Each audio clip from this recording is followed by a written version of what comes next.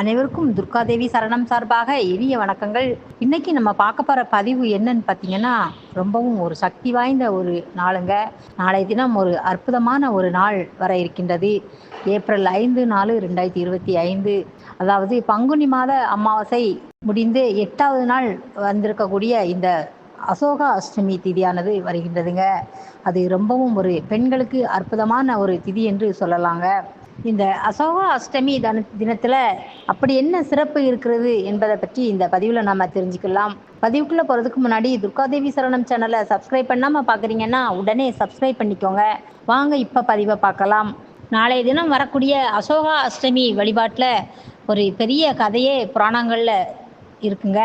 அது என்னன்னு பார்த்தீங்கன்னா, சீதாதேவியை ராவணன் கடத்தி சென்று இலங்கையில் சிறை வைத்தது அசோகாவனத்தில் தாங்க.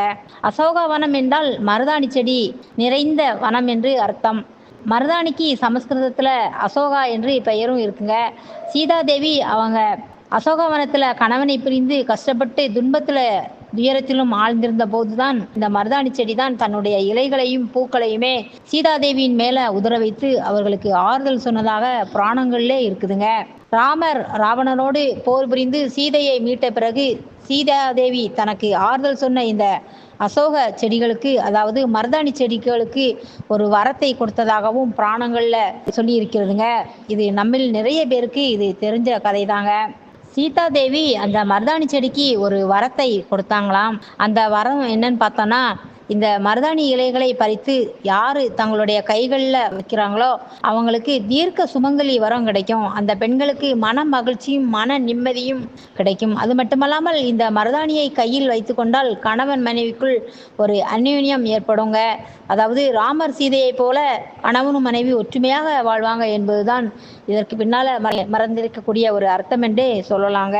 அதனால தான் வட மாநிலங்களில் திருமணத்திற்கு முன்பு மெகந்தி விழா என்று ஒன்று நடத்தப்படுகிறதுங்க. அது இப்போது நடைமுறையில் எல்லா மாநிலங்களிலுமே அது ஒரு பழக்கமாகவே நம்ம வச்சுருக்கோம்.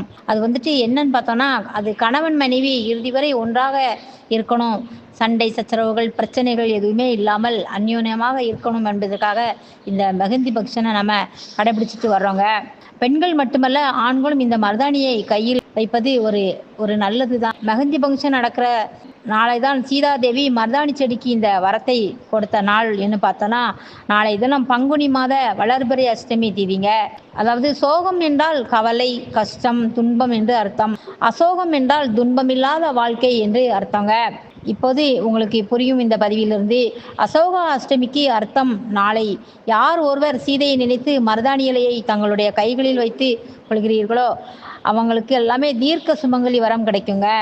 அதாவது கணவனை விட்டு ஆயுள் முழுவதும் பிரியாமல் வாழக்கூடிய பாக்கியம் கிடைக்குங்க. கணவன் மனைவி ஒற்றுமை அதிகரிக்கும். பிரிந்த கணவன் மனைவி ஒன்று சேரவும் நாளை தினம் பிரார்த்தனை செய்து கொள்ளுங்க.